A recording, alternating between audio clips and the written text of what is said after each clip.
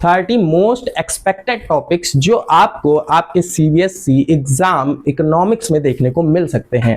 Hello बच्चों, कैसे हैं आप सब। मैं लाया हूं आपके लिए 30 मोस्ट एक्सपेक्टेड जो टॉपिक्स हैं जो आपसे आपके एग्जाम में जो आपका 18 मार्च को लगा हुआ है आपसे पूछे जा सकते हैं। ठीक है, आई होप ये जितने भी आपको मैं टॉपिक दूंगा आप अच्छे से इनको पढ़ेंगे और हाँ, ये आपके एग्जाम में 70 to 80 मार्क्स 80% तक कवर अप आपको देंगे। ठीक है, तो आपको सेल्फ स्टडी तो पूरे अच्छे से करनी ही करनी है, बट ये लास्ट टाइम का रिवीजन है जिसमें आप क्या कर सकते हैं, इन टॉपिक्स पे ज्यादा फोकस कर सकते हैं।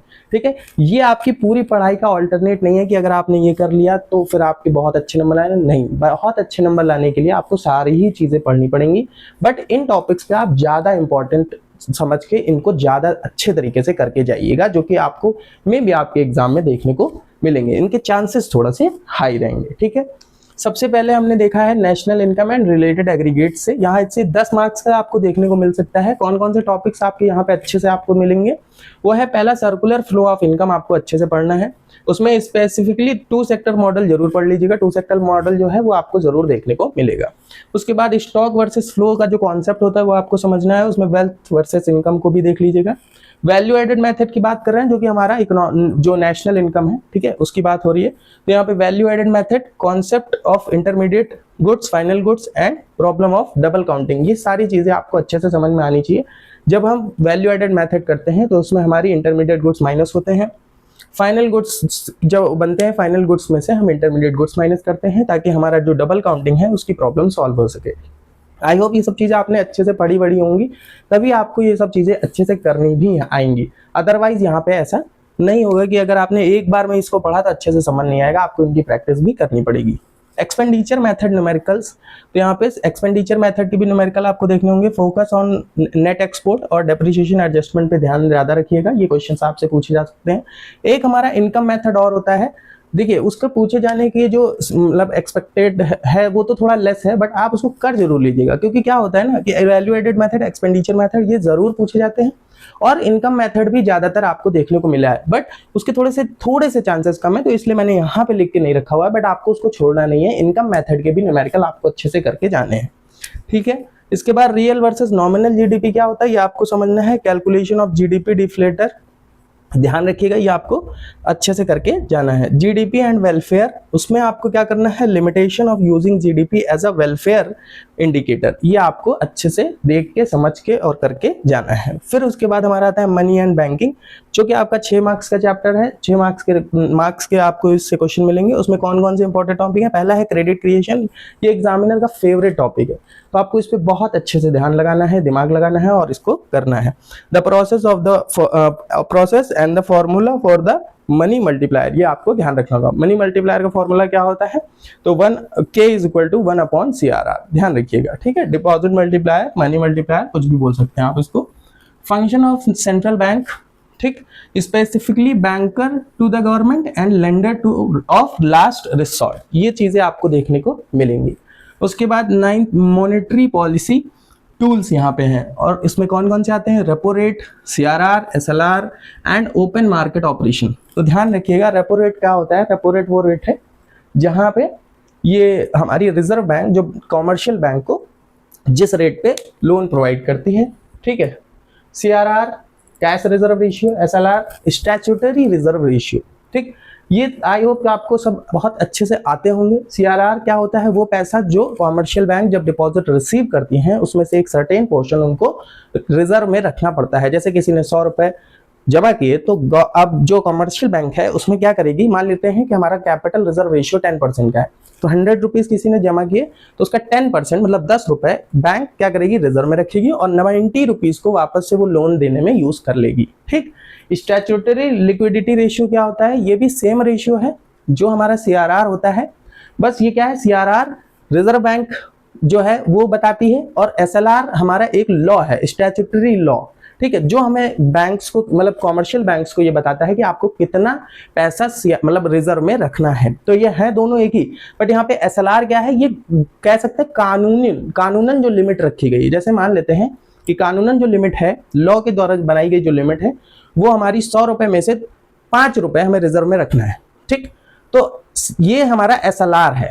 लेकिन अगर रिजर्व बैंक चाहती है तो वो इससे ऊपर की लिमिट सेट कर सकती है 10%, 12%, 15%, बट वो 5% से नीचे की लिमिट सेट नहीं कर सकती, क्योंकि लॉ इससे कम की लिमिट को अलाउ नहीं करता है।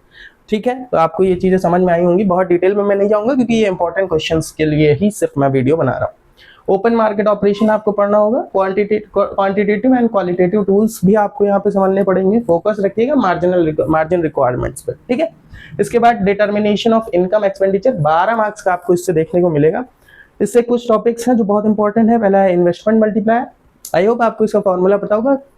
क्या होता है इन्वेस्टमेंट मल्टीप्लायर? 1/MPS या 1/1 - MPC, ठीक। It's mechanism and numerical relationship with MPC and MPS, ये आपको ध्यान रखना है, ठीक है। कंजम्पशन फंक्शन क्या है? Numerical problems using the consumption function, ठीक है। जो भी न्यूमेरिकल इस तरीके से आते हैं हम उनको सॉल्व करते हैं। आप इनके न्यूमेरिकल जरूर करके जाइएगा कंजम्पशन फंक्शन में। एक्स एंड एक्स पोस्ट, ये क्या होता है? तो डेफिनेशन देखनी है आपको सेविंग और इन्वेस्टमेंट की, ठीक है। एक्स एंड और एक्स पोस्ट, देखिए पहले तो मैं ये बता देता हूँ एक्स एंड क्या होता है, एक्स पोस्ट क्या होता है। सिंपल सी बात है, एक्स एंड का मतलब है कितनी सेविंग हमने प्लान की थी, कितना इन्वेस्टमेंट हमने प्लान किया था, ठीक है। एक्स एंड का मतलब होता है प्लानिंग, और एक्स पोस्ट का मतलब क्या होता है कि ये एक्चुअल सेविंग हमने कितनी करी और एक्चुअल इन्वेस्टमेंट हमने कितनी करी, ठीक है। आई होप अच्छा लगेगा आपको ये सब चीजें समझ के। थोड़ा बहुत बस मैं यहाँ पे आपको डिटेल देके आगे बढ़ूंगा। एक्सेस एंड डेफिशिएंट डिमांड क्या होती है? तो एक्सेस एंड डेफिशिएंट डिमांड ये आपको याद करना है using the aggregate demand aggregate supply diagram to show the inflationary और डिफ्लेशनरी गैप, ठीक है। तो यहाँ पे आपका डायग्राम जो है वो आपको अच्छे से करके जाना है। मेजर्स टू कंट्रोल डिमांड, ठीक है। तो कुछ मेजर्स जो हम लोग डिमांड को कंट्रोल करने के लिए लेते हैं वो भी हम यहाँ पे देखेंगे, जैसे कि fiscal versus monetary policy measures, इसमें टैक्सेशन, पब्लिक स्पेंडिंग, अदर बहुत सारी अलग अलग स्ट्रक्चर मतलब चीजें आती हैं, ठीक है।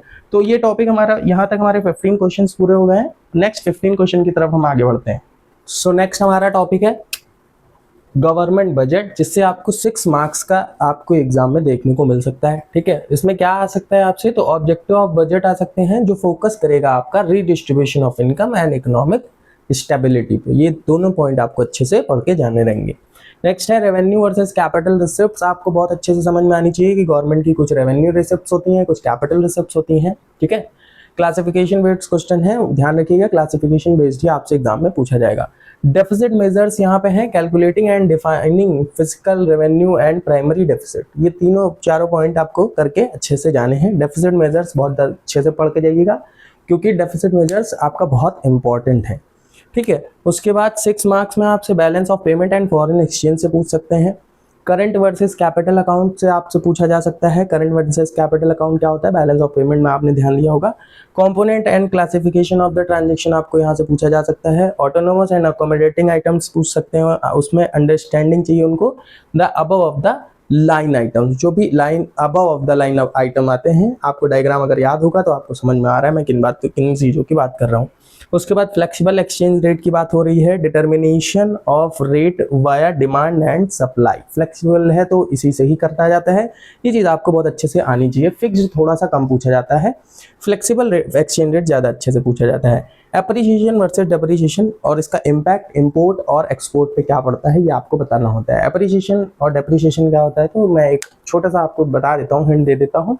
एप्रिसिएशन और डेप्रिसिएशन में, डेप्रिसिएशन का मतलब ये होता है as compared to foreign currency, हमारी करेंसी की वैल्यू गिर जाती है बट प्राइस बढ़ जाता है। जैसे डॉलर पहले 80 रुपए का मिलता था $1, अब हमें 90 रुपए का $1 मिलेगा, तो हम कहेंगे कि हमारी करेंसी की जो वैल्यू है वो डेप्रिशिएट हो गई है, ठीक है।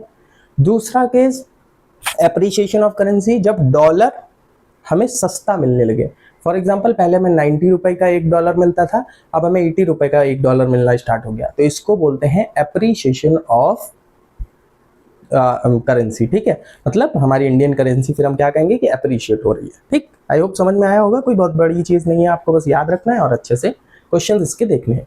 इसके बाद हमारा पार्ट बी स्टार्ट हो जाता है, जो कि हमारा अनदर 40 मार्क्स का पूरा पार्ट बी से आता है।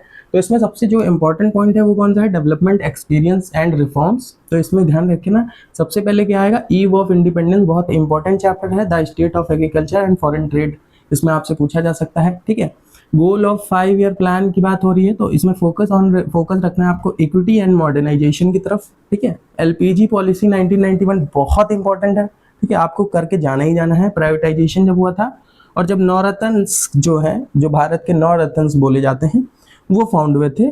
और उनका impact, the impact of liberalization, उस समय लिबरलाइजेशन जो हुआ था तो उसका इम्पैक्ट जरूर आपको पढ़ के जाने हैं।